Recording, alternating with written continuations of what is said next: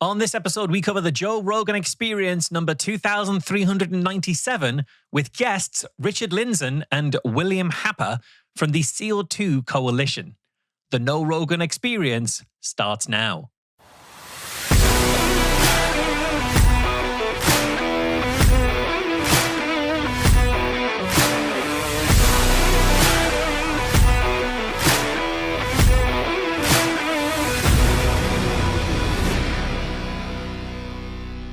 Welcome back to the show.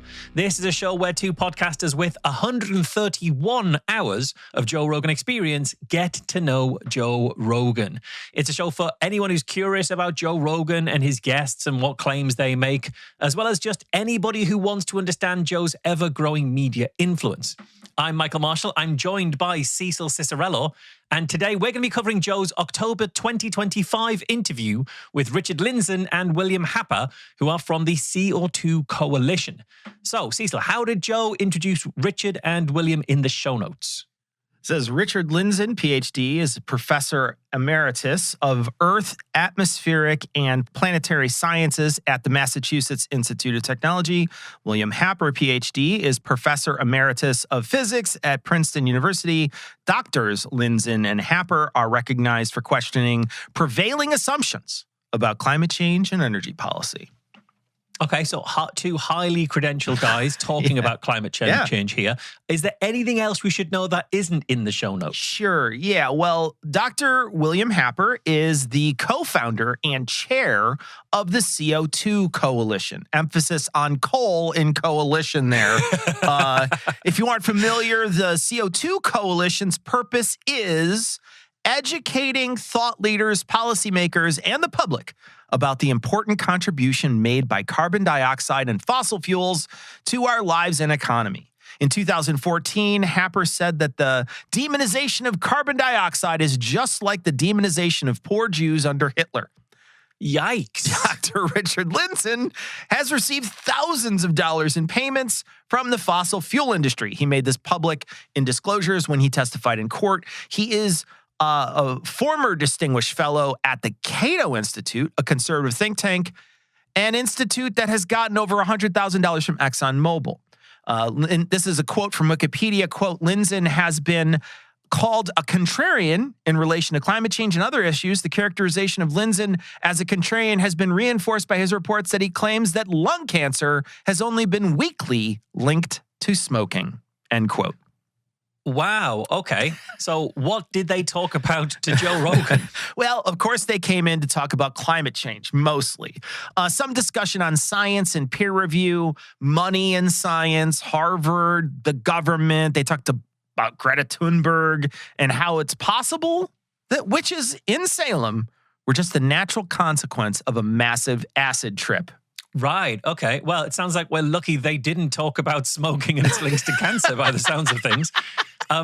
So our main event this week, it's going to be all about climate change. That's a bulk of the conversation and really what they're there to talk about. So that's what we're going to cover in the main event. But before we get to that, we've got to say a thank you to our Area 51 All Access Pass patrons.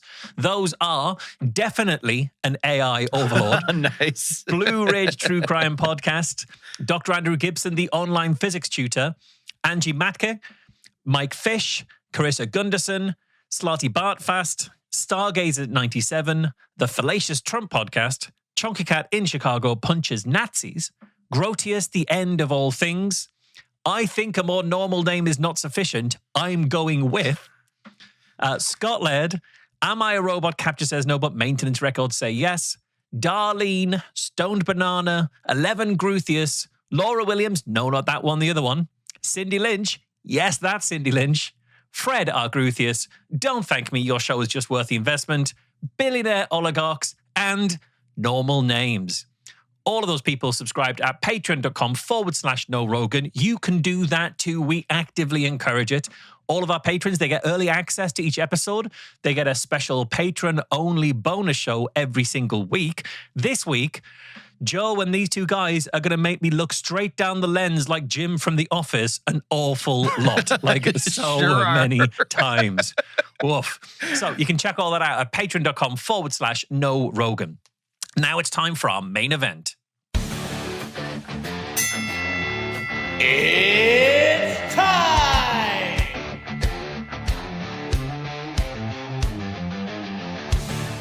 huge thank you to this week's veteran voice of the podcast. That was Dan Dreyer announcing our main event. Remember that you can also be on the show by sending a recording of you giving us your best rendition of It's Time.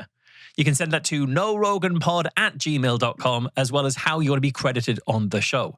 And as I say, this main event is going to be all about climate change. So I want to say up front, we found a really helpful bunch of resources when we were doing some research for this show. The links are going to be in the show notes, but a special shout out to Skeptical Science, who've got some really excellent explainers around climate change talking points that we found particularly valuable. And also a huge thanks to Glenn at the National Centre for Science Education, who got in touch and offered us his help in doing some of the fact checking. So check out the NCSE. They do absolutely brilliant work. Yeah, big thanks to them.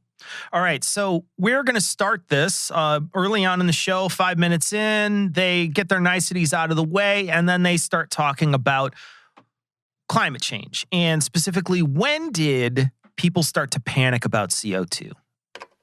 CO2 seems to have really significantly become a part of the zeitgeist after this Al Gore film. No, it was before. It was a study in terms of academic study for sure, but in terms of people panicking, when did CO2? Look, panicking, I have no idea.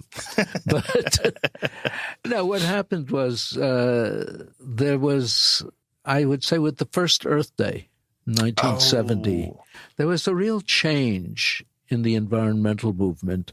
It began to focus much more strongly on the energy sector and much less on saving the whales. And there was a big difference. I mean, the energy sector involved trillions of dollars. The whales, not so much. Right.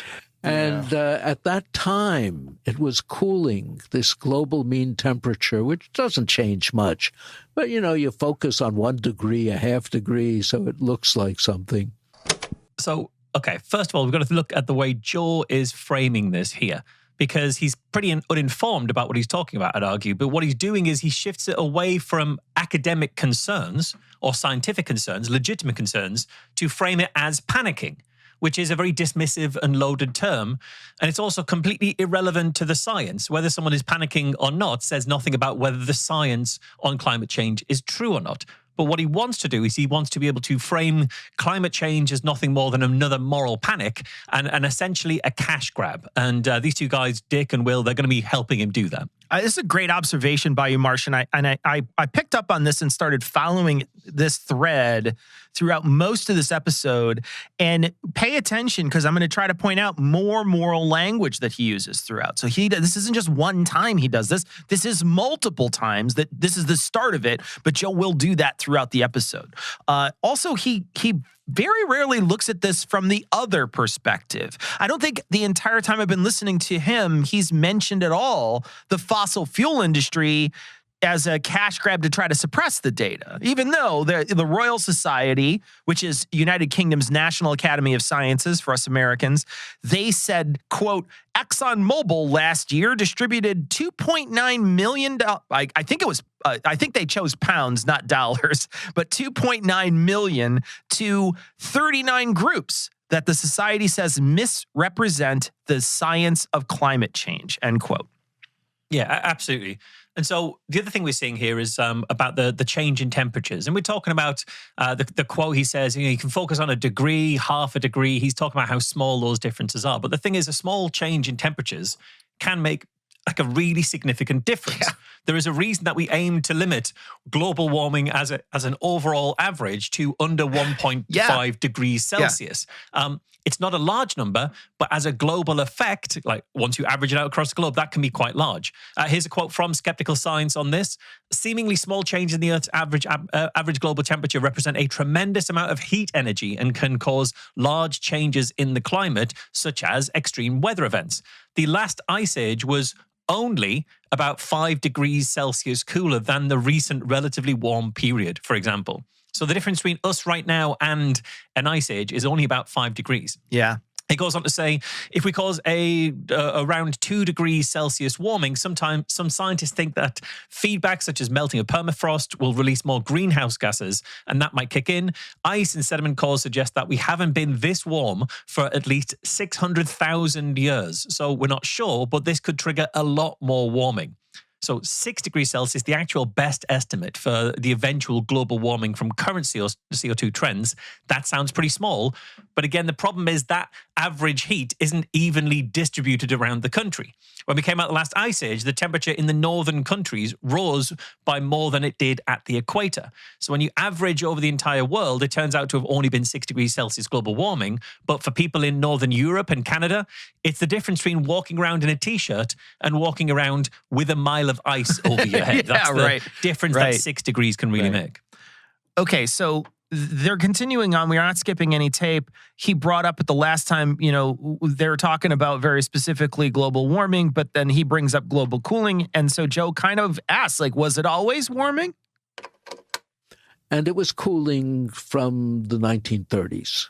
1930s were very warm, and it was getting cooler until the 70s.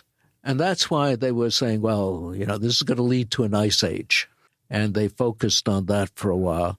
And then in the 70s, and at that time, what do you say? If you're worried about an ice age, they said, it'll be the sulfates emitted by coal burning, because that reflects light, and the less light that we get, the colder we'll get.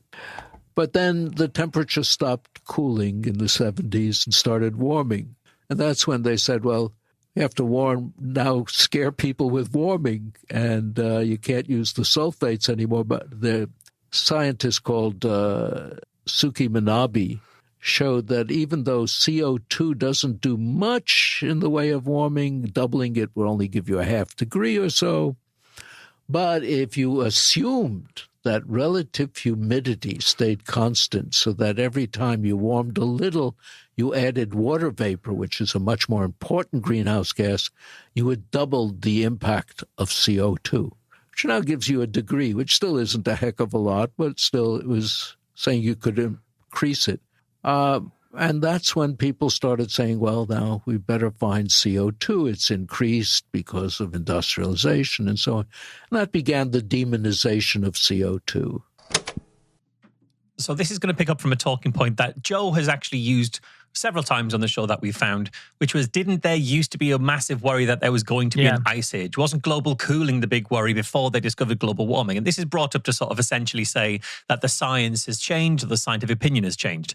I found a study here. I will link it in the show notes. This is a study from 2008 called The Myth of the 1970s Global Cooling Scientific Consensus.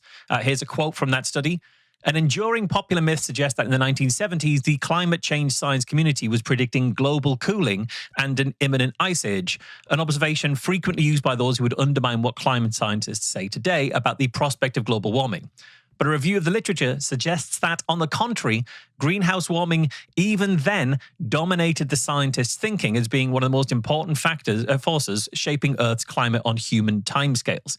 And there's even a graph which looks at 68 scientific studies on the global cooling literature from 1965 through to 1979 in this period where they talk about their expecting the temperatures to cool.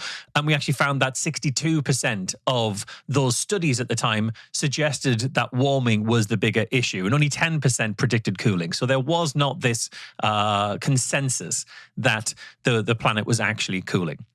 And, I want to touch on what Marsh said at the beginning here. This is a tactic that Joe uses a lot, and I think it's pretty obvious why he uses it. He uses it to make it seem like scientists don't know what they're talking about, and they're wrong with predictions. We hear this all the time. Whenever anybody wants to discredit science as a whole, they will say, am I supposed to drink alcohol this week, or is alcohol bad for me? Should I not drink milk, or is milk bad for me? These scientists can't decide on what's right and what's wrong and what's good and what's bad. And they do it so that they can essentially just reinforce the status quo. Because if they make it seem like everything's crazy, you might as well just stick with what you have. And so that's why, very specifically, these two scientists immediately catch on to that and say, absolutely. Yeah, they used to think that. Sure, they used to think that sort of thing, and they've changed their minds on it because they don't actually know what's happening. All right, so again, we're going to start talking about money. So follow the money in this next one. Do you think there's just always people that are going to point to anything like this that's difficult to define and use it to their advantage? Oh, yeah, and this was a particular case. You wanted to deal, the energy sector is trillions of dollars. Anything you can do to overturn it, change it, replace fossil fuels, it's big bucks. Right. And one of the odd things I think in politics, I don't see it studied much, Congress can actually give away trillions of dollars.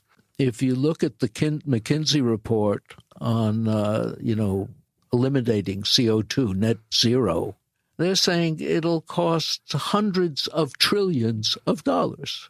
Well, if you're giving out that much, you don't need that much of your politician. All you need is millions for your campaigning. And all you're asking are the recipients of people who are getting the money that you are giving them, 0.5%, 0.25%, you're golden.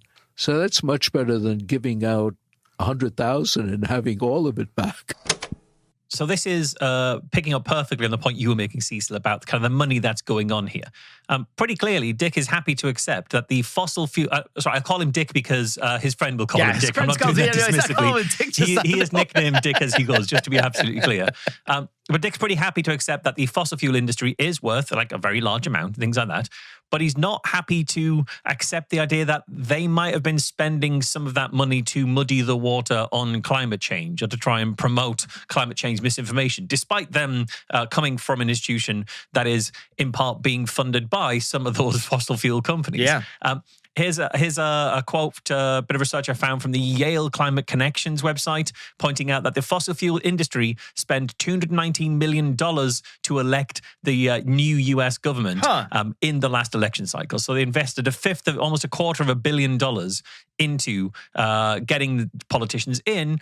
That was a lobbying effort. That is very specifically, elect these politicians so they can continue acting in our interest. So that seems pretty clear that the oil industry has been very happy to spend money to get the politicians to do what they want or get the politicians that they want. Instead, what Dick's talking about is some unspecified other lobby group who doesn't yet have the money to begin with, but they're going to bribe the politicians with money they don't have yet in order to get money that they will use to have bribed the politicians.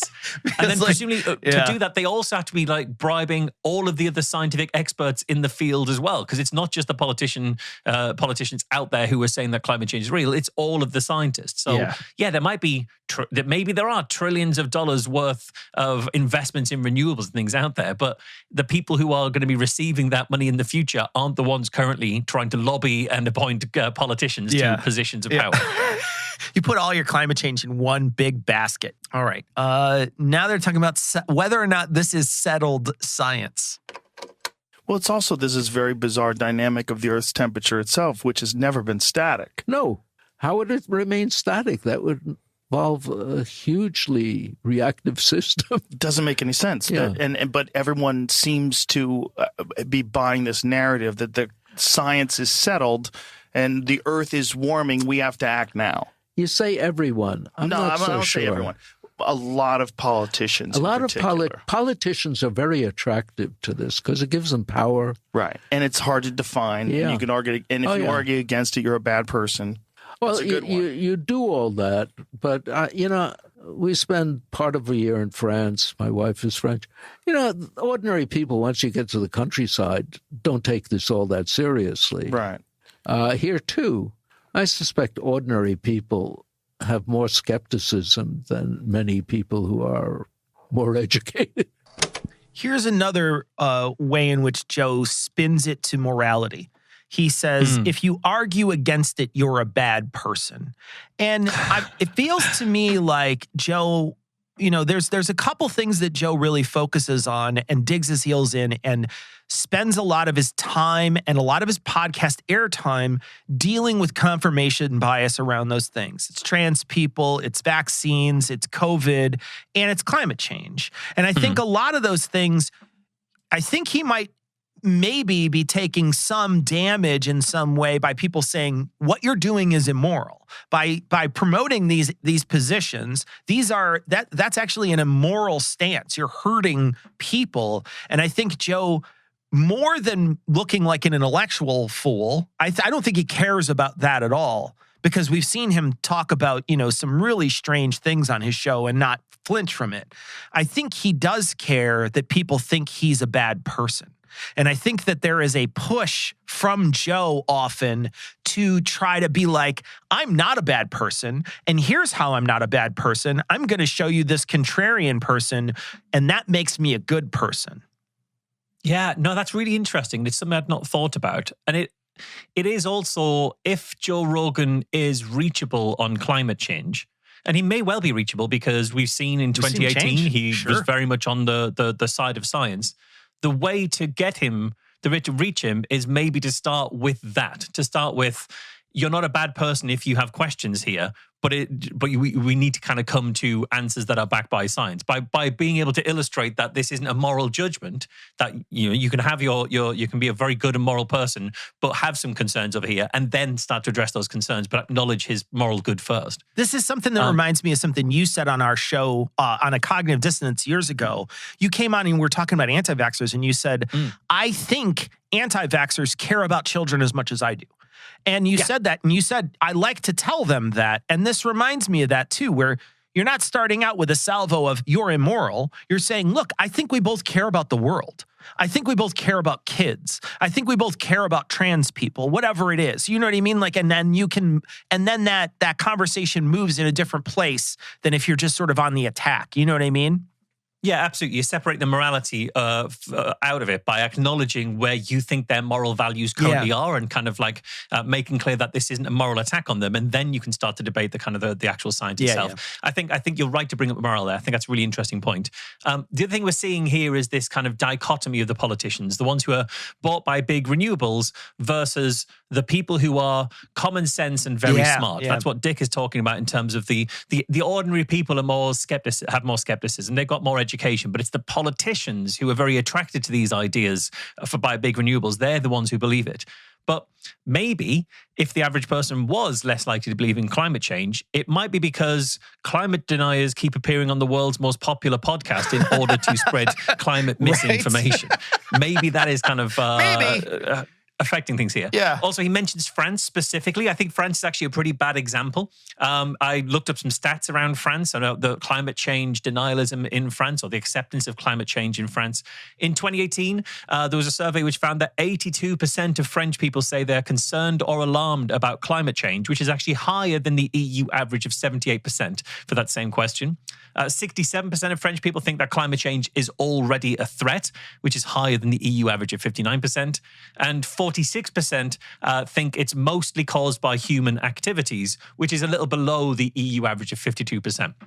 But pretty clearly, 82% of people in France are concerned about climate change. That is pretty widespread acceptance of climate change. That was 2018 data.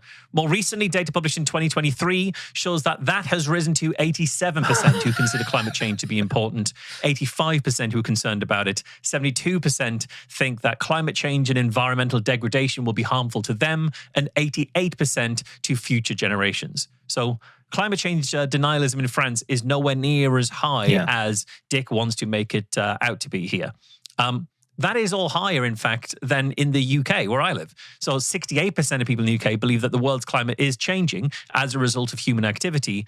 And only 17% think that the world's climate is changing, but not because of human activity, which, to be clear, is Joe Rogan's position. The climate changes all the time, but we're not doing anything about it. His position is only shared by 17% of Brits, whereas nearly 70% of British people recognize that the climate change is happening due to human activity. So it isn't the politicians versus the average person. The average person is pretty clearly on board with what's happening in terms of the climate. And even in the United States, I mean, 2/3 of the people support prioritizing the development of renewables, and a majority of Americans think climate change is a major threat. The Republicans, however, do not think that. Only 23% of them think it's a major threat. So perhaps this has to do more with the company that he keeps and not the sentiment of a large group of people. You know what I mean? Like if you're just talking to the same group of people over and over, maybe they all don't think climate change is real, but maybe it's the group of people that you're talking to constantly that all hold the same idea.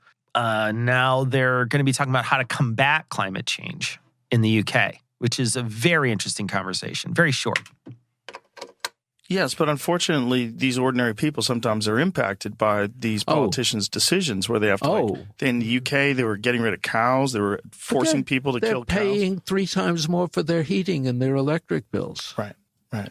And it makes people poorer.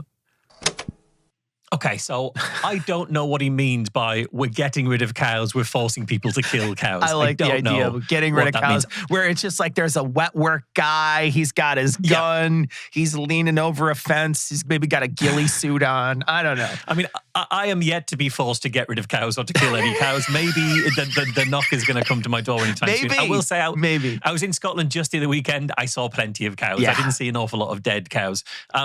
What I think he's referring to is there is a suggestion of reducing livestock numbers in order to try and mitigate climate change. That is a suggestion put forward by the Independent Climate Change Committee, which is independent from the government. But that amounts to going from 45 million cows and sheep down to around 38 million by 2030.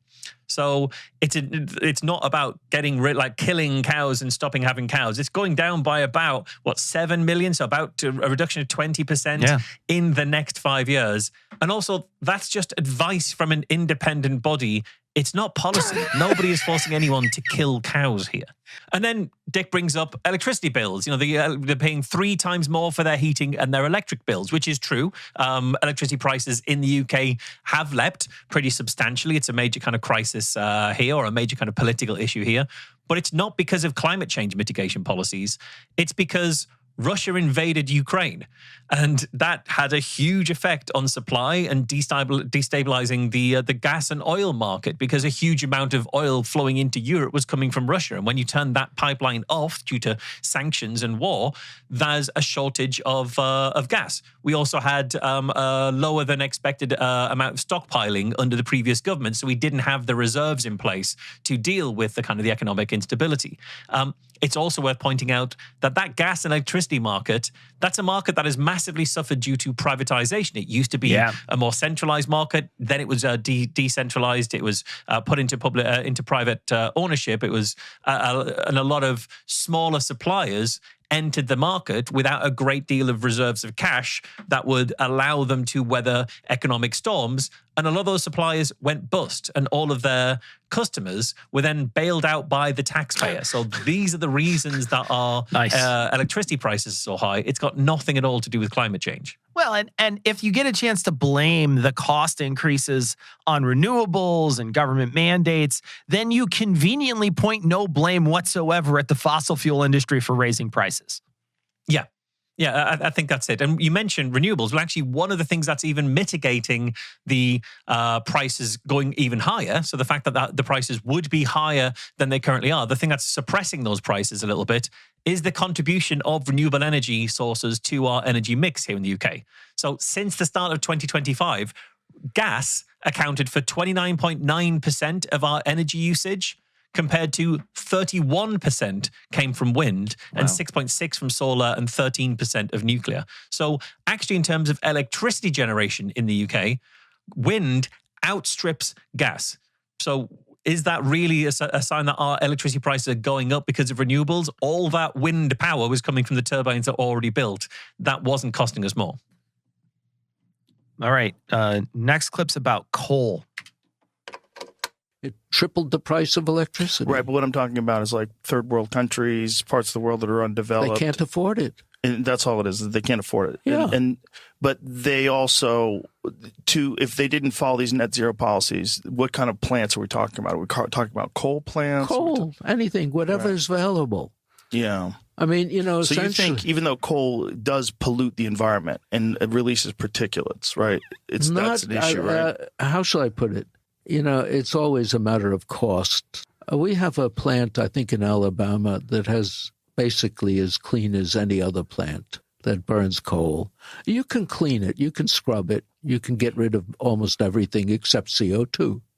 Okay, so the particulates aren't as big of an issue as they used to be in the past. Is that what it is? They're more efficient. Okay. Yeah. So this net zero thing is stopping them from installing modernized coal plants in parts of the world that do not have electricity, and the overall net negative weighs much heavier in not bringing these coal plants in. I think so. And not bringing these people into the first world. Yeah.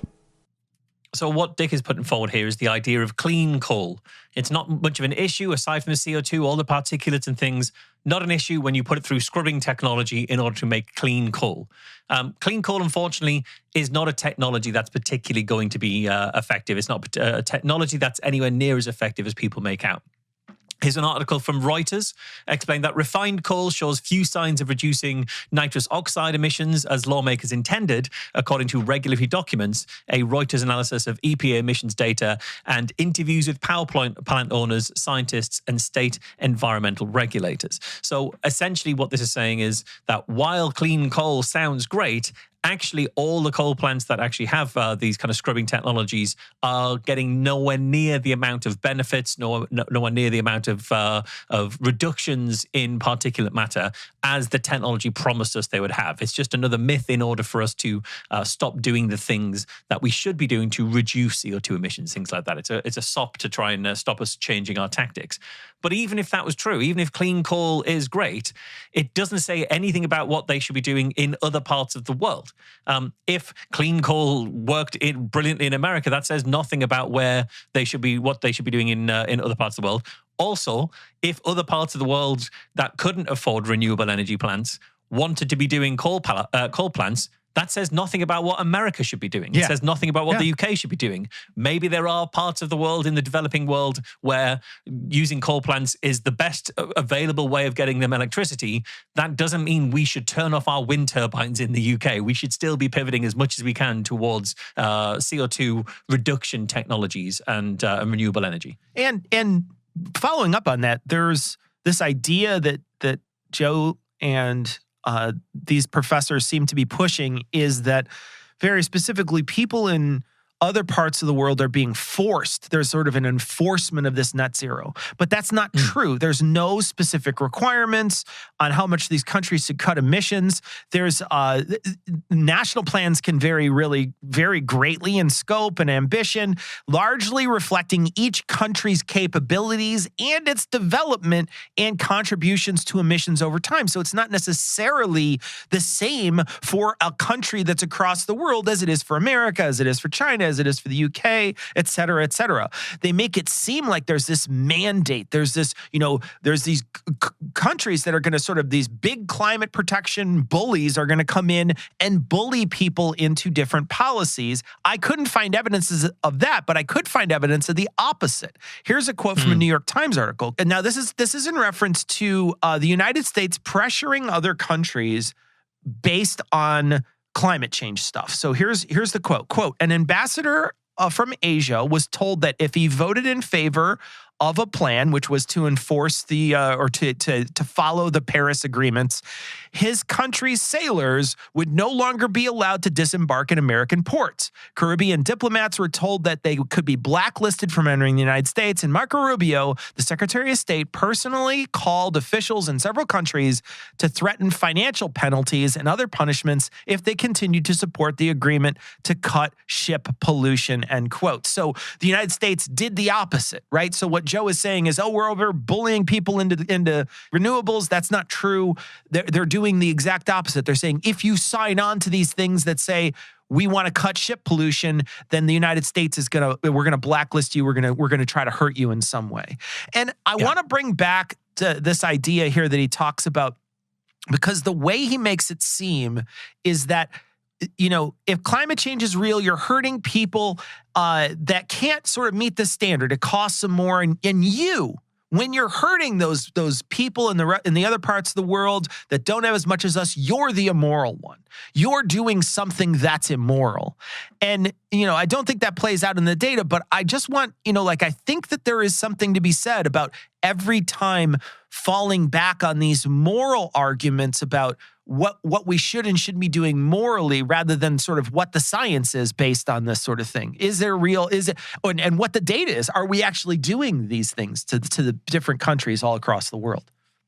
Yeah, exactly. And I think that moral argument, again, it's really, really interesting and very good to point out, not least because if we aren't having a conversation about what should be done in America, I don't think Joe is having a conversation about what should be done in the rest of the world. Yes. That rest of the world argument only comes up as a way of justifying not taking action in America. So it's only that morality only works as a way of not doing something else. It's never proactively for the people that he's talking about. Great point.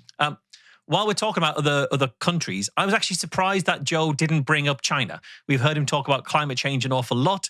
He normally argues, well, it's pointless people in America or Europe doing anything about climate change because China are not going to play ball. China are still going to pump out so many coal plants, so much CO2, that anything we do is not going to have an effect because China will not stop producing CO2. So it's all futile. That's an argument he makes quite often, except China are making huge strides in reducing their CO2. There was a report that was actually released just this week at the time of recording. Here's the Guardian report that I'm going to quote from. China's carbon dioxide emissions have been flat or falling for 18 months, analysis reveals, adding evidence to the hope that the world's biggest polluter has managed to hit its target of peak CO2 emissions well ahead of schedule. Rapid increase in the deployment of solar and wind power generation, which grew by 46% and 11% respectively in the third quarter of this year, meant that the country's energy sector emissions remained flat even as the demand for electricity increased. So it isn't the case that China are doing nothing and it's futile for us to do anything. China's actually now starting to really turn around their CO2 emissions and head towards the net zero that we're looking for. So now we're going to talk about, Joe's shown this to many people. He's going to talk about his favorite graph and how there's been big changes in climate over time.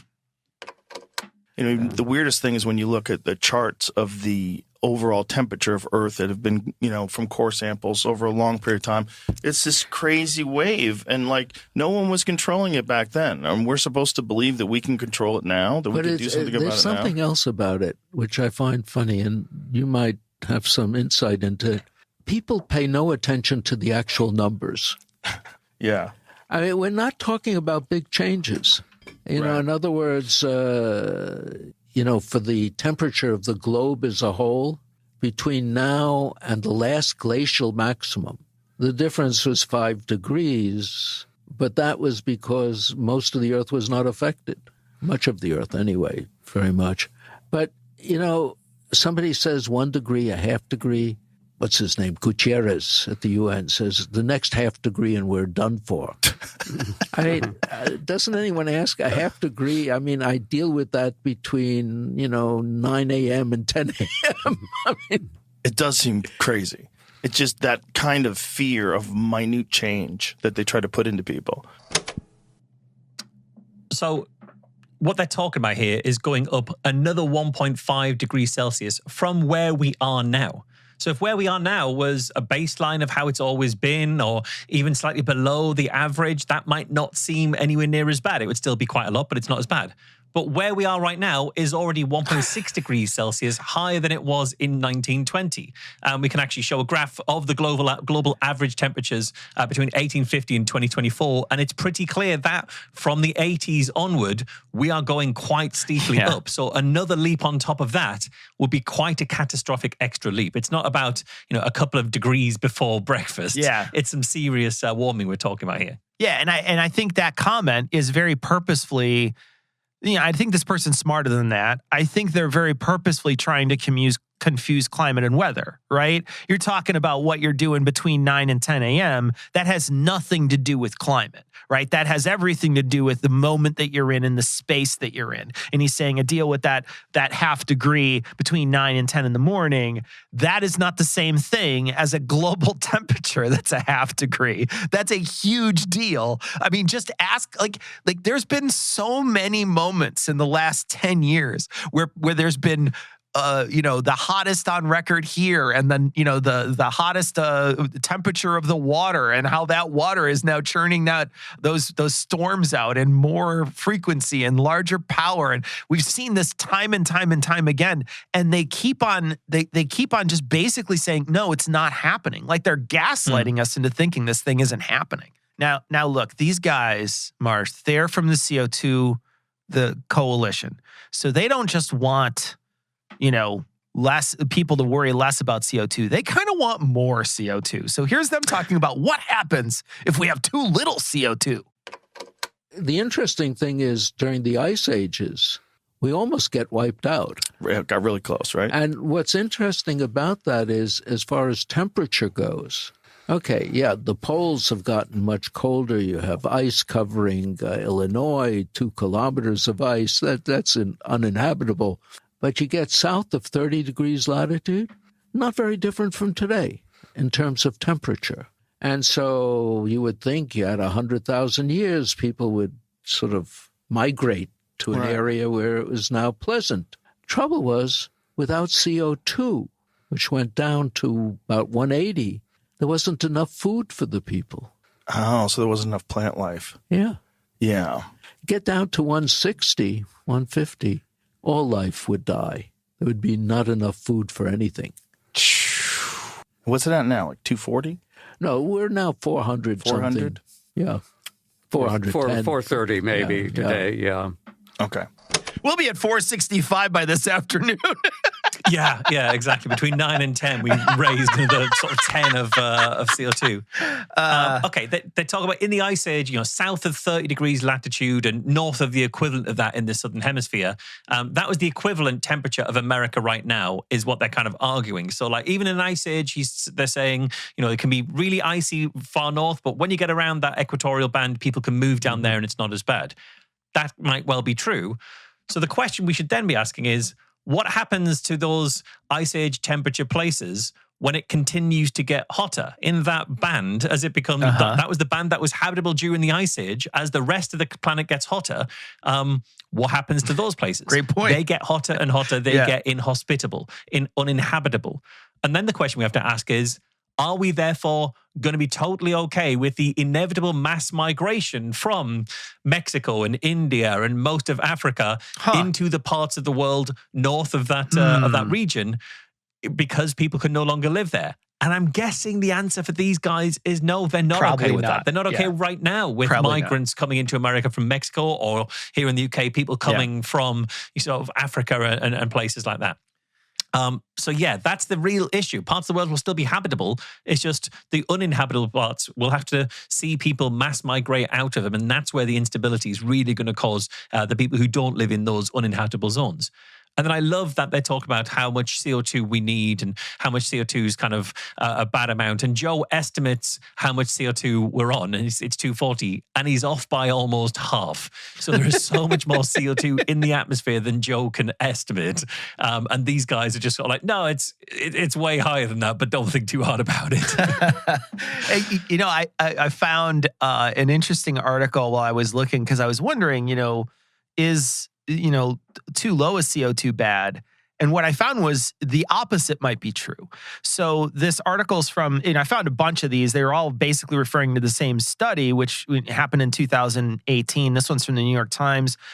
Basically, they exposed rice fields to more CO2. And what they found was that most of the 18 varieties, this is a quote from this article, quote, most of the 18 varieties that were grown and harvested contain significantly less protein, iron, zinc, and rice that is grown today. All the rice varieties saw dramatic declines in vitamins B1, B2, B5, B9, though they all contained higher levels of vitamin E, end quote. So they very specifically, when they tried to reproduce higher levels that we expect to have in the future on some of these rice fields, they found the rice to be less nutritious. So he's saying it's bad if we have it. You can't live at that. We might not be able to live the other way too. Yeah, and that makes perfect sense, because sure, plants do sort of inhale, they bring in CO2 and they emit oxygen. That's kind of how that works. But the plants that are around us now, the plants that we eat, are the ones that have evolved in the atmospheres and environments that we have, or have been cultivated by us. Right. And they've been cultivated in the atmospheres that they have, that we're in right now. So when you do massively ramp up the amount of carbon dioxide in the atmosphere, you can't guarantee that those plants are still going to grow the same way, react the same way, be as nutritious. They weren't cultivated to grow in those spaces. You also don't know which plants are going to flourish more than others and what that's going to do to the environment, whether one particular plant flourishing is going to have less space, less nutrition for the plants that we really need, or what the effect on algae blooms is going to be, and then what that's going to have, what effect that's going to have on the broader ecosystem. So it's not as straightforward as saying more CO2 equals good for plants, because this is a really complex ecosystem. And the weird thing is, they're normally pretty happy to tell us how complicated this whole picture is. We're going to have an entire toolbox about how complicated this all is. But when it comes to arguments where the complexity is working against them, they go to a nice simple CO2 is good because it's plant food. Yeah. Okay. Look, there might be other causes to this sort of thing, Marsh. Maybe it's the sun. Obviously, a lot. It heats us up. But like the changing. That's something there's argument about. I think, for instance, a man called Milankovitch in around 1940 made a convincing argument, and I think now it's correct, that orbital variations created a change in insolation, incoming sunlight, in the Arctic in summer, and that controlled the ice ages. And the thinking was pretty simple. He was saying that, every winter is cold. Every winter has snow. But what the temperature or the insolation or the sunlight in the summer is determines whether that snow melts or not before the next cycle. And if you're at a point where it doesn't melt, you build a glacier. Takes thousands of years, but, eventually it's big. And in recent years, for instance, there have been young people who have shown that works. So Joe is trying to tie in the idea that climate change is actually driven by solar variation. That's why he kind of asked that question at the start there. How much of a factor does the sun play? Because a lot of climate change deniers will say that what's happening isn't to do with CO2. It's not to do with our emissions. It's just the sun. The sun changes. It varies over time. Here's a quote I found on the research on this from Skeptical Science. They pointed out that from the early 1970s until today, the solar radiation reaching the top of the Earth's atmosphere has in fact shown a very slight decline. So a lot of people who are saying, well, it's only getting warmer because the sun is getting stronger. That is not the case. They go on to say through that same period, global temperatures have continued to increase. The two data records, incoming solar energy and global temperature, have diverged. That means they've gone in opposite directions. If incoming solar energy has decreased while the Earth continues to warm up, the sun cannot be the control knob of that warming. What's interesting to me is that there's always this, let's find another point, even if that point doesn't fit necessarily into the full argument that we're making. If you're saying that climate change isn't real, and you're saying that the reason why climate is changing is because it's always changed or whatever, sometimes they say that, but then sometimes they'll just be like, well, climate doesn't change. Or they'll say things like, well, we are affecting it, but we're not doing too much. Or we are affecting it, but China's going to go right, China's just going to blow right past us if we don't, make our coal plants. They're going to monopolize the market on energy or something, and then we're going to be left behind. So we can't let that happen, even if it is ruining the environment. We've got to look at this in a different sort of strategic light. And I think that there's never one thing that they settle on. And this sun piece is another one of those that's coming in, because they spent a lot of time talking about other things that, it's not a big deal. It's not this, it's not that. And now they're like, well, maybe it is something, and the sun is doing it. So they just keep on trying to shove and move these they have different goalposts for different things, and they keep shoving them. They are just shoving every goalpost they can in every different direction. Yeah, exactly. I think that's a great observation, because it's kind of explains how, or it illustrates that this isn't a coherent scientific worldview. This isn't a go for the evidence first worldview, because essentially they will often argue, and Joe will argue at various points in this conversation and other conversations, the temperature isn't increasing, and it's good that it's increasing, and if it is increasing, it's caused by the sun anyway. Exactly. So those are different versions of the world. Yeah. I love that you put it in one single sentence, Marsh. Nicely done. All right. Okay. Now they're going to talk about funding studies. Well, this is what confuses me. You gentlemen are academics. You're obviously very intelligent people. There's other very intelligent people that are involved in academia. How does this problem get solved? Like, how do they start treating this as what it is instead of attaching it to a political stance? Well, I think stopping the funding for this massive funding for climate would help, because it's certainly been driven within academia by the availability of funds. If you're willing to support the narrative, you'll be handsomely rewarded, and you'll be elected to societies, you'll win prizes. And you'll be shunned again if you don't. That's right. So I think, for example, if some administration in Washington wants to slow this down and get some sanity, they should cut the funding, or they should at least open up the funding to alternate theories of what is controlling climate. Because the theory that the control knob is CO2 doesn't work. It's completely clear it doesn't work. So, yeah, you're saying there's money to be made. You're saying there's money to be made in climate change here. And that is a big problem. Joe's saying, how do we stop this problem? The problem of how much money there is to be made in climate change. There's even more money to be made in lying about the climate in order to ensure that fossil fuel companies keep making profits. But that incentive is never raised in this conversation. And I wonder why that doesn't come up. The idea that fossil fuel companies might have a motivation towards keeping the money rolling in for them. Yeah. The other thing I think is really interesting here is Dick is saying, and if, for example, some administration in Washington, hypothetically, if some administration in Washington, I can't think of who I might mean by that, but just a random thought off the top of my head, someone in Washington who might be in like an administrative position if they wanted to do anything. This is such a clear wink to anyone in the Trump administration who might or might not be listening to or watching Joel's show here to do something about it. It's like a funding Ouija board. It's got there. Is anyone from Washington listening right now? It's exactly that, because we know full well that Joe has influence in those kind of circles because of who he has on the show. For sure. And it reminds me so much of when Mark Andreessen was on Joe's show, and he was there to try and lay groundwork for the removal of protections from financial exploitation of customers, of the public.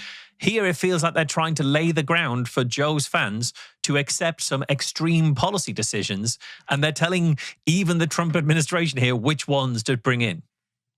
You know, he makes it seem like there's no other research to finding out what might be causing global warming. He's saying, they're just spending all this money on CO2, but we need to turn the CO2 knob off. It's like, well, if that's the case, then how do we know that methane also hurts the environment? How do we know that if that's the case? And then I found a graph that said that there's a bunch of different gases, greenhouse gases, that cause this.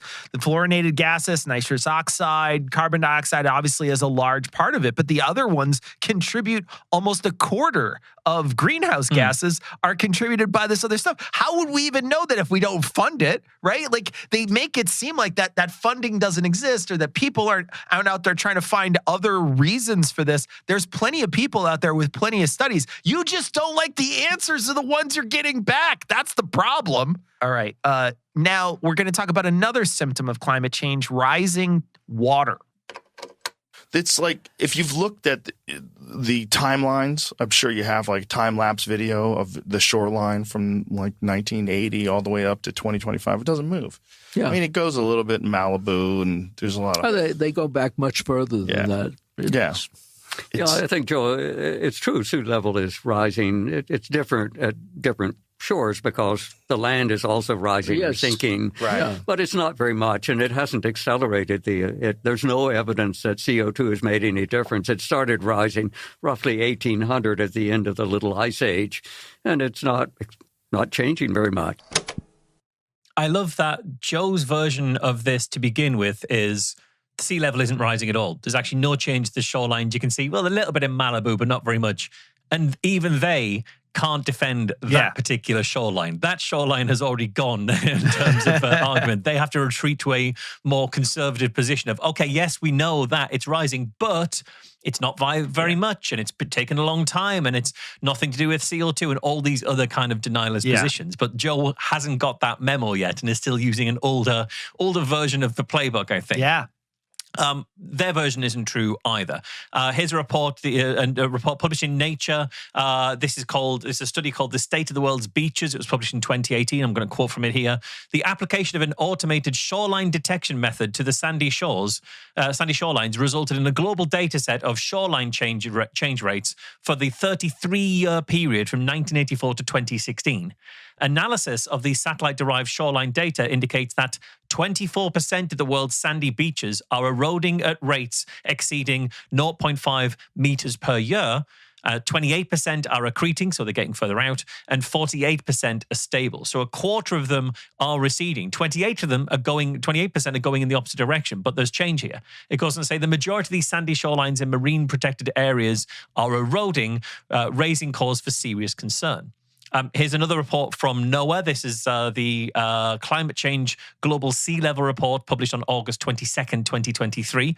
Quote, global mean sea level has risen about 8 to 9 inches or 21 to 24 centimeters since 1880. The rising water level is mostly due to a combination of meltwater from glaciers and ice sheets and thermal expansion of seawater as it warms.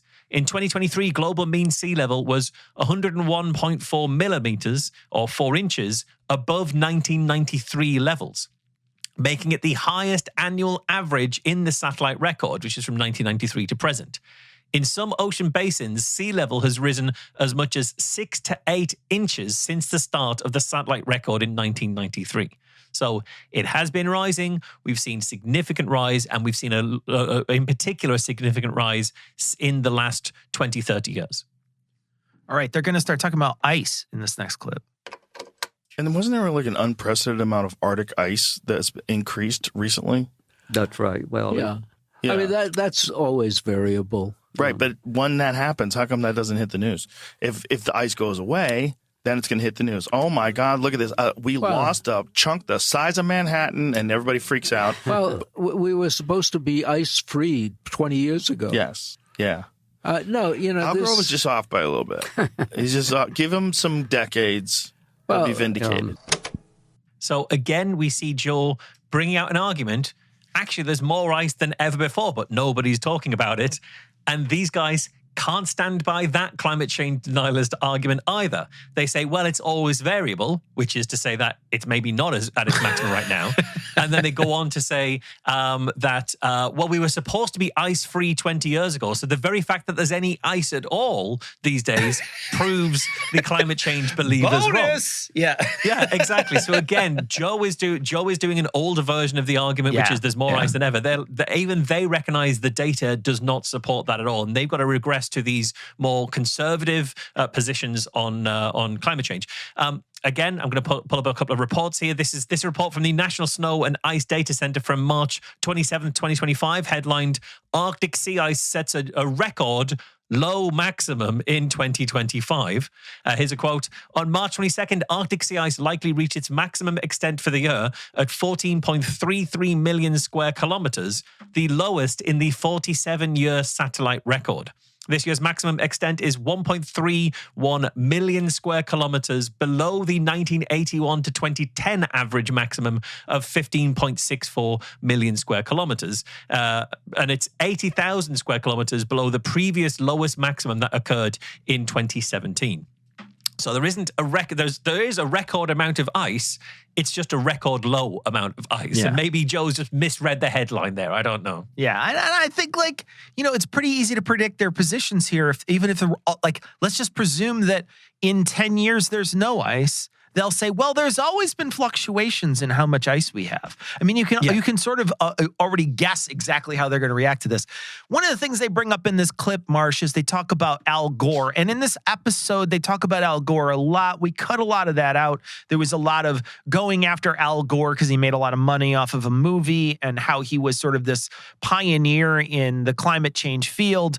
And in this particular clip they mentioned, they say Al Gore was off by that a little bit. He said we were supposed to be ice-free history 20 years ago. As near as I can tell now, I didn't research the movie. I didn't watch the movie and sort of skim through and see what it said. But I did find an article that looked at the movie claims 10 years after. So this is 2016. They look back 10 years after. Now, what's funny is if you read this article, some of the things that they were saying hadn't happened yet are starting to happen, which is really interesting. Like the more frequency and more dangerous storms is happening now, was not happening as much then, but is happening now. And one of the things that they predicted, at least according to this article, they said that prediction said that it's between 50 and 70 years from the time the movie came out that there would be no ice during the summer in the Arctic. So we still have a while to go to see if that prediction is true or not. We don't know whether that prediction is true. What we are seeing is that it's trending that way. And the things that I saw said that perhaps there won't be any ice up there at around 2050, which would be actually a little early. 2052 would be early for their predictions. We're going to start talking about extreme weather in this next one. I mean, it's interesting. For quite a few years, the climate issue was temperature. And you'll have noticed the last 15, 20 years, it's extreme weather. Right. And that shows that, it was fake because it's trivial. I mean, we looked it up. The average month, there are 4 or 5 extreme events someplace in that month that are once-in-a-100-year events. So each of them makes for a good video. And you have 4 or 5 a month, and they each only once in 100 years. And people aren't putting it together that, once-in-a-100-year events occurring 4 or 5 times a month. But, you always have a picture of a flood someplace or a rise or this or that. And those are used to scare people. It's got harder and harder to scare people with numbers. Right. It's extreme weather events. That's what I keep hearing. The hurricanes are getting stronger. They're getting more frequent. And they repeat that. And I don't think that's necessarily true. No. For years, the IPCC, the Intergovernmental Panel on Climate Change of the UN, was honestly saying they could find no evidence that these were related. The last one, they had to say something because the politicians control what's in the IPCC. But even with that, they were saying no, and that had nothing to do with the public relations. Said, to hell with it, even if there's no relation, we'll say there is, because that gives us visuals. God. So now we're talking about the extreme weather events here. We are seeing a huge amount of extreme weather changes. This is from the World Meteorological Organization. They've got an entire section of their website all about extreme weather because of how common this is. What they're saying is natural climate variability, including the El Nino phenomenon, can result in extreme weather and climate impacts. But climate change is leading to changes in the frequency, intensity, spatial extent, duration, and timing of weather and climate extremes. They say, for example, as the air warms, it can hold more water vapor, around 7% at 1 degree Celsius, which increase the intensity of heavy rainfall events. More frequent and more intense weather events, such as severe heat waves and heavy precipitation, lead to increased impacts on more vulnerable populations. Additionally, human influence has likely increased the chance of compound extreme events since the 1950s, including increases in the frequency of concurrent heat waves and droughts. So it might be that we would have a bad drought now and then. Now we're more likely to get a bad drought followed by a bad drought followed by a bad drought, which obviously has a much worse effect. It goes on to say the number of disasters has increased by a factor of 5 over the past 50 years, driven by climate change, more extreme weather, and improved reporting. So improved reporting is actually one of the things that we just know about some of the disasters more often, but it's not the main cause of why the numbers have gone up. It says improved early warnings and disaster management has decreased the number of deaths almost threefold in that time. So it is getting worse. The reason it isn't looking as bad as it actually is because we're better at dealing with disasters. If we weren't better at dealing with disasters, if we're dealing with them just as much as we did 50 years ago, we'd be in some really serious hot water right now. Yeah, really interesting, Marsh. All right, next up, they're talking about methane. But, the methane thing is an example of innumeracy. In other words, what they argue is that a molecule of methane has more greenhouse potential than a molecule of CO2. And so cutting back methane will have a big effect. But there's so little methane in the atmosphere that you got rid of all of it, it would have almost no effect compared to CO2. And, somehow that step in the arithmetic gets lost. Yeah, simple arithmetic. They just can't do simple arithmetic, yeah. One thing I'll point out, I think that's the first time we've heard Will's voice in the main event here. He says so little. In fact, we'll talk about it later in the show as to how little he actually says. But it's Dick doing all of the running here, and Will just occasionally drops in the odd thing here and there. They're laughing about how people can't do the simple arithmetic around how much methane there is in the atmosphere. Look, methane is very bad for the atmosphere. It is also just less abundant than CO2. But their argument is that methane isn't as bad as CO2 here. That's what they're arguing. Is that, they say like methane, methane isn't anywhere near sort of as bad as all of that. Their argument is that CO2 wasn't bad. So where are they on this here? So this is a report from the International Energy Agency who said methane is responsible for around 30% of the current rise in global temperature. Just to be clear, 30% isn't nothing. That's about a third of the problems we're having is methane. That's not what comes across from how Dick was talking about it. Yeah. There's so little methane in the atmosphere, it would have no effect. It would have 30% effect is what it would have here. The International Energy Agency go on to say 2 key characteristics determine the impact of different greenhouse gases on the climate: the length of time they remain in the atmosphere and their ability to absorb energy. Methane has a much shorter atmospheric lifetime than carbon dioxide, around 12 years for methane compared with centuries for CO2. But methane absorbs much more energy while it's in the atmosphere. It says the concentration of methane in the atmosphere is currently around 2.5 times greater than its pre-industrial levels. So that is a real problem there. Methane's a massive issue. Sure. This is the EU's energy sector here. This is their website, that report. After carbon dioxide, methane is the second greatest contributor to climate change. In fact, methane's ability to trap heat in the atmosphere is even stronger than that of carbon dioxide. Over a 100-year timescale, methane's global warming potential is 29.88 times that of carbon dioxide.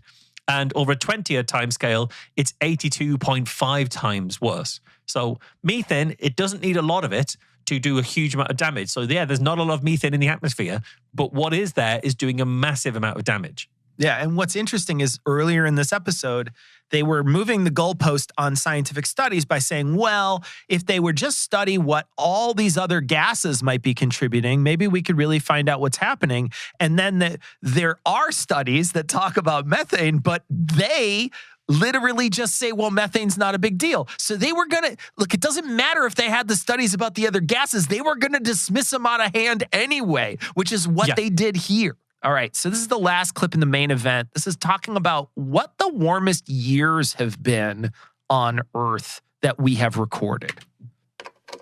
Yeah. What are the warmest years on historical record in terms of like recent years? 34, 35. 1930. What was it like then?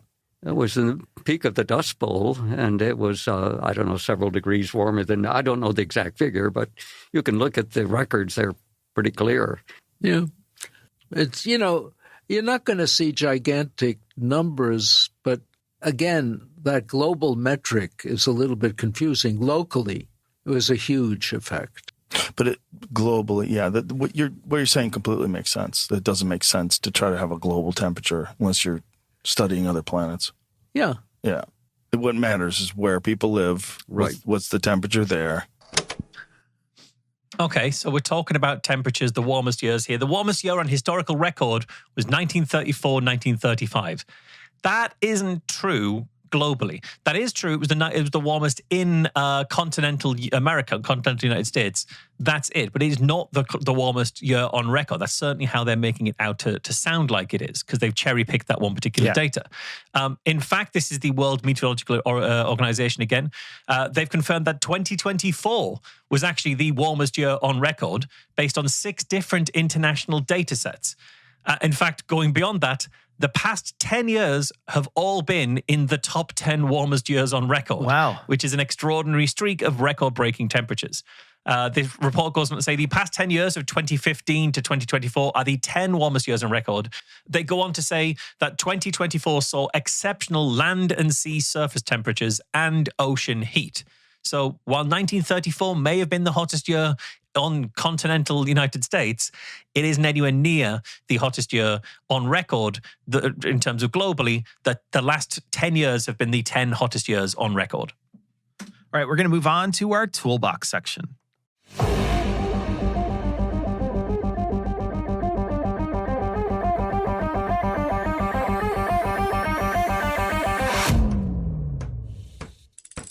How you doing? Like, and now he's got like a new tool in his toolbox. All right, so for the toolbox section, we're talking about how things are so complex, Marsh. It's just so hard to understand. Yeah, absolutely. So this is something I've noticed that they do throughout this conversation to say that, well, actually, when you think about the global system, how can we really know what's going on? It's also incredibly complicated. The science is very difficult. A lot of people don't understand the science and they're trying to weigh in and say that climate change is happening, but they don't know exactly every bit of the picture. And until you know everything, you know nothing. And that's essentially used to try and shut down any amount of understanding of what's really happening. So it's kind of the appeal to complexity, that it's all too complex for us to possibly understand, but it's also being used as gatekeeping of keeping away. Only certain people are able to contribute to this conversation. Unless you have a deep, deep wealth of knowledge of the physics of a global ecosystem, you can't be in this conversation, is what they're trying to do. And they're trying to limit the amount of people who can actually care about this. All right, so this is the first clip. This is talking about whether or not we can have a rational debate about this stuff. Well, the key, though, is also making it a subject that you cannot challenge. There's no room for any rational debate. And if you discuss it at all, you are now a climate change denier. Yeah. Which is like being an anti-vaxxer or, fill in the blank with whatever other horrible thing you could be called. Now, that's a very interesting phenomenon. I mean, I was looking at it. On the one hand, you're told the science is settled. Thousands of the world's leading climate scientists all agree, which often makes you wonder. I mean, you went to college. How many climate scientists did you know? I mean, thousands. But on the other hand, if you read the IPCC reports, they're pointing out, for instance, that water vapor and clouds are much bigger than CO2, and we don't understand them at all. So here you have the biggest phenomena we don't understand at all, but the science is settled. Who knows what that means? So it's interesting. Joe was talking about we can't have a rational debate. Joe doesn't want a rational debate on climate change. Joe's had a rational debate on climate change. We saw him have it with Candace Owens. Yeah. What Joe wants now is the ability to put forward denialist arguments and also the reassurance that nothing bad is happening. It's actually all going to be okay. None of the scary things are going to happen. We're all going to be fine. That's what Joe really wants, not rational debate. And there's also another piece here where Joe says you can be called an anti-vaxxer or fill in the blank or whatever horrible thing you will be called. And I feel too like this is one of those moments we can look back and say, I think Joe took some damage from people when he put somebody on. And this is him digging his heels in and saying, I'm going to have on some mavericks and I can navigate this misinformation out in the world. In fact, he's the one who's spreading all the misinformation from these mavericks out into the world. Yeah, absolutely. And he says about, they say there's this, that it's settled, that all the world's leading climate scientists agree. I'll actually just point out the consensus among experts on climate change is now more than 99%. It was often said about 93%, 97%. Yeah. It's now more than 99%. There was a paper put out in 2021 by actually a friend of mine, a guy who used to run the Leicester Skeptics in the pub, published a paper which analysed all of the scientific literature currently on climate change and found that it's more than 99% of experts in this field now agree with the scientific consensus. So there's a pretty strong consensus right there. And what Dick is there to say is, well, thousands of climate scientists think this. Do you know any climate scientists? Did you go to college with any climate scientists? Is he suggesting that if you didn't personally know climate scientists at university, they don't exist? They're not real? I find it incredibly hard to accept that is a good faith argument, that he genuinely believes that. It's not just used to try and dissuade people from believing the scientific consensus. Yeah, right. But his argument in terms of the complexity here is, well, water vapor and clouds have such a massive impact on that, and we can't understand clouds at all. So how are we going to be able to understand that? The biggest phenomenon out there, and we don't understand it at all, and yet the science is settled. Unless we know everything about clouds, we can't know anything about climate change. And that just isn't the case at all. We know, in fact, quite a lot about the impact of clouds on climate change. There's a report from the IPCC which talks about clouds. There's an entire chapter dedicated to this kind of area. They point out that greater atmospheric water vapor content, particularly in the upper troposphere, results in enhanced absorption of long-wave and short-wave radiation, which reduced outgoing radiation. So the more clouds there were in those areas of the troposphere, the more that the heat was kept in, and that was a positive feedback. It goes on to say the net effect of changes in clouds in response to global warming is to amplify human-induced warming. That is, the net cloud feedback is positive, and we've got a high confidence of that. An assessment of the low-altitude cloud feedback over the subtropical oceans, which previously was the major source of uncertainty in the amount of cloud feedback, has been improved owing to a combination of climate change model simulations, satellite observations, and explicit simulations of clouds, which lead to a strong evidence that this type of cloud amplifies global warming. While he's saying we don't fully understand clouds, he's actually outdated on that. Climate scientists, the ones he doesn't believe are real, the thousands he believed don't exist in colleges, have spent a lot of time understanding the impact of clouds and have a much better understanding. But he's trying to say, until you know everything, we just don't know, man. The science can't be settled until you know everything. And this next bit here is talking about differential equations. It's not just digest. I mean, it's how many people can solve partial differential equations? I mean, this is one of the complaints I have, which is sort of odd. People blame this on models.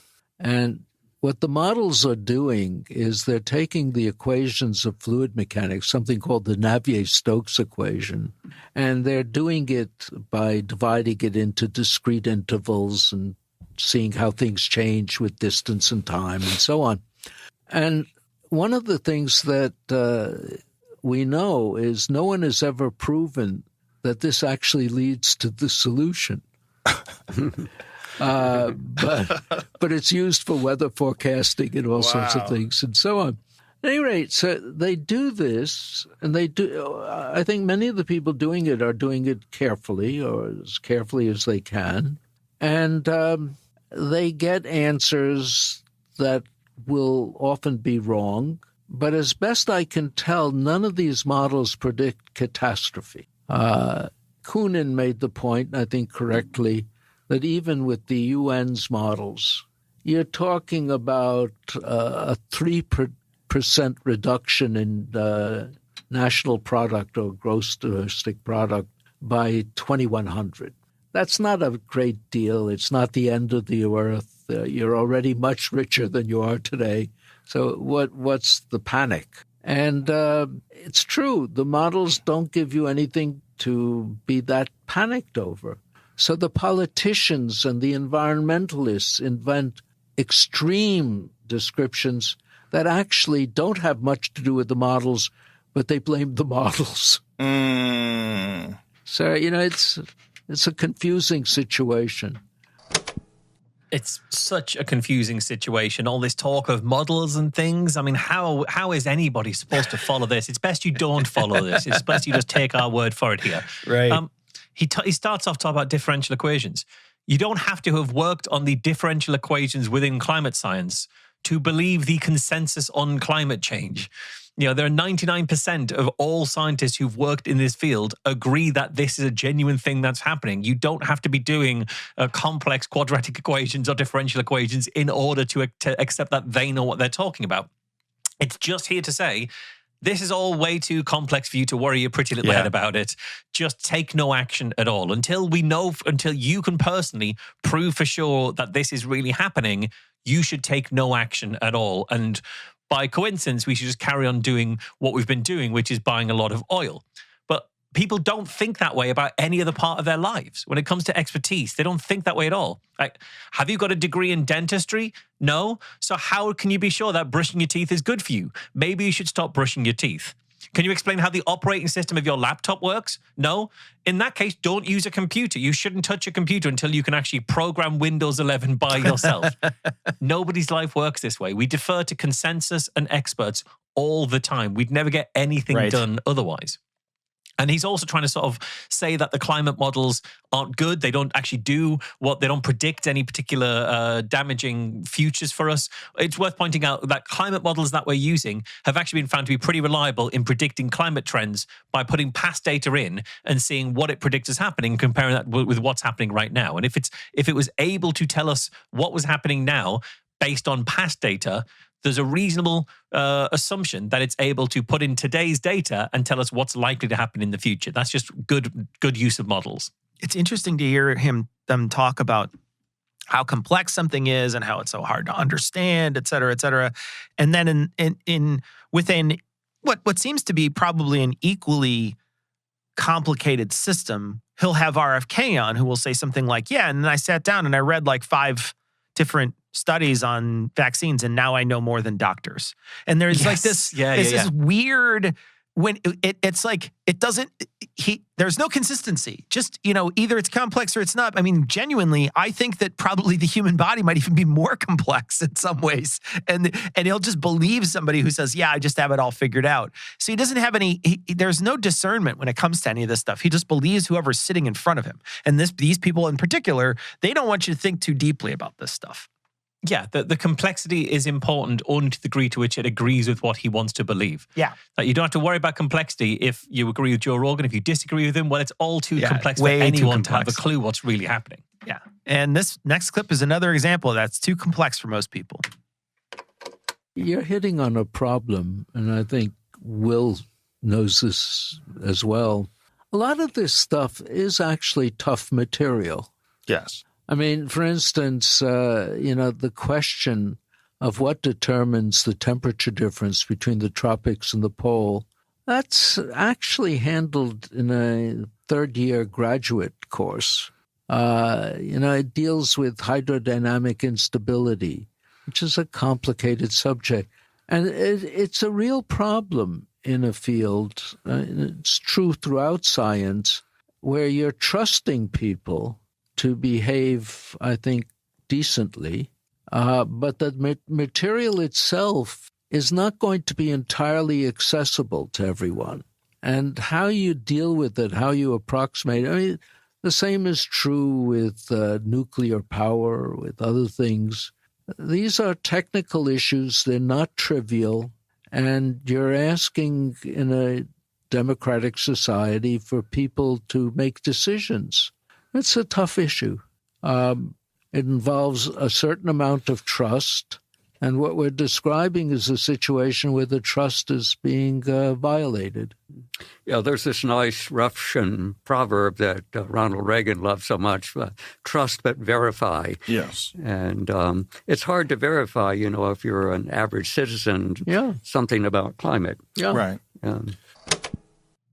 I mean, they're talking about trust being violated while they're here to try and violate trust. That's what they're trying to do, trying to undermine that trust as much as possible. Right. They're saying here that the way to determine how temperature happens in the tropics, it's handled in a third-year graduate course. It's not much but most people can't understand that. So, but the people who are proving what's happening in those areas have done more than a third-year graduate course. They've dedicated their lives to it. Yeah. And he is right that their findings aren't necessarily fully accessible to the general public because of how complicated the science actually is. But that's why we have consensus. That's why we can trust consensus. And as I say, 99% of people who do find the material accessible and do understand it because they've done more than their third-year graduate course on it, do agree climate change is happening. So that's where the trust should be coming in, and he's here to undermine that trust. And it's all this idea of painting this as too complex to possibly understand is just a clever attempt to dissuade people from even feeling like they're allowed to look into it. It's too tough for you. It's too complex. You wouldn't understand it. Trust me. Just trust me. It's not for the likes of you. So just carry on as you were.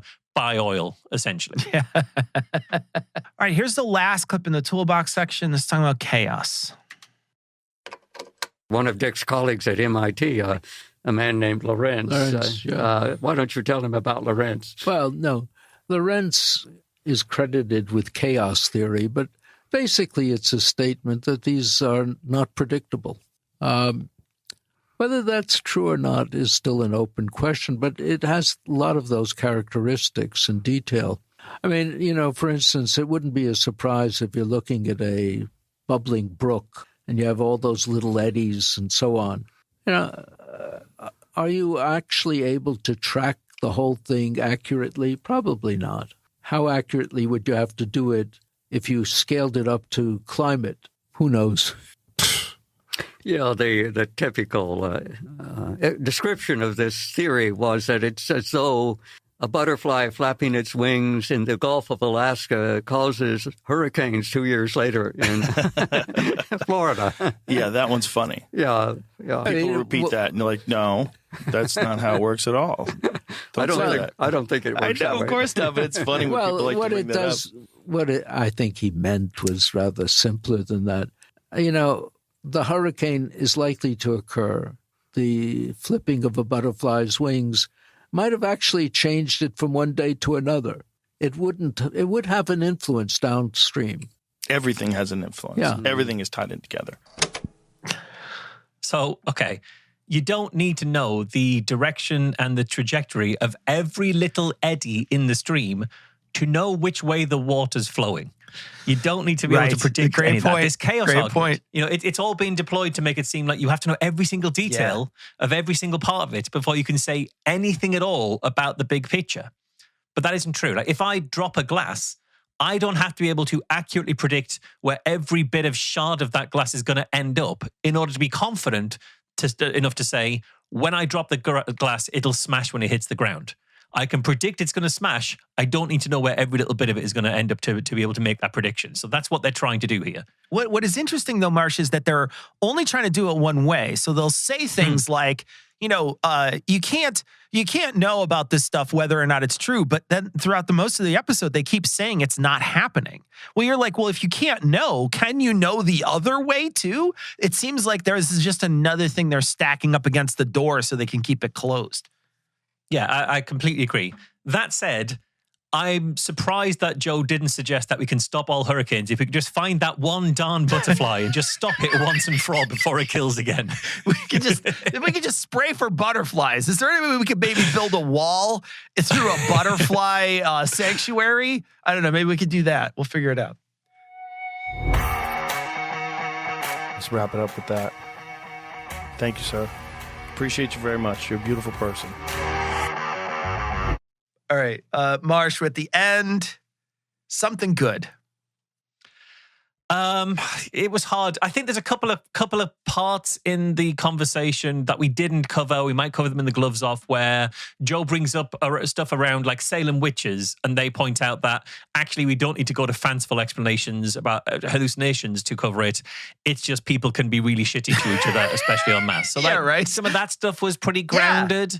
And I think the other good thing is there's two of them here. Only one of them is doing all the talking, so it could have been twice as bad. Could have been worse. Potentially. It could have been Will's worse. Say much. But yeah, in terms of straight out climate misinformation, this is as bad as I think I've ever seen in terms of climate misinformation, in terms of how much it is, the confidence it's delivered. And it really does illustrate how far Joe has come. So if I want to try and fish around for something good, this provides an absolutely perfect point of comparison for the Joe Rogan in the past who would accept scientific consensus was something that we needed a very good argument to overcome. We can actually sort of put that up against there and say, look how far this guy has come in those time. Yeah, and look at where he stands now, for sure. Look at where, you can absolutely say that he is a climate change denialist, even though that wording gives him some damage. Yes.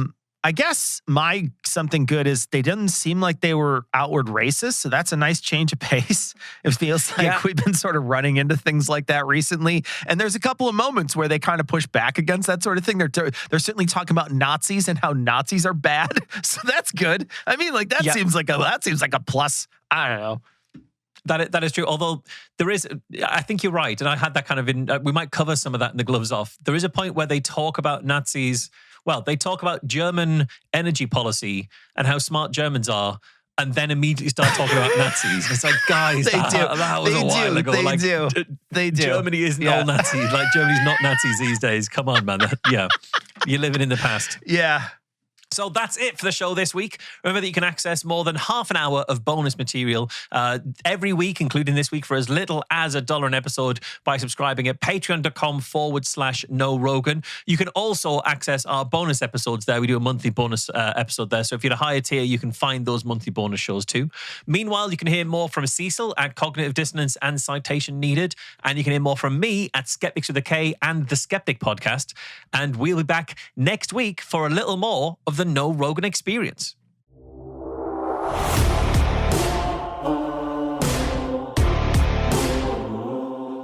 If you love the show, please rate and share it. If you want to get in touch with us, become a patron, or check out the show notes, go to knowrogan.com. KNOWROGAN.com.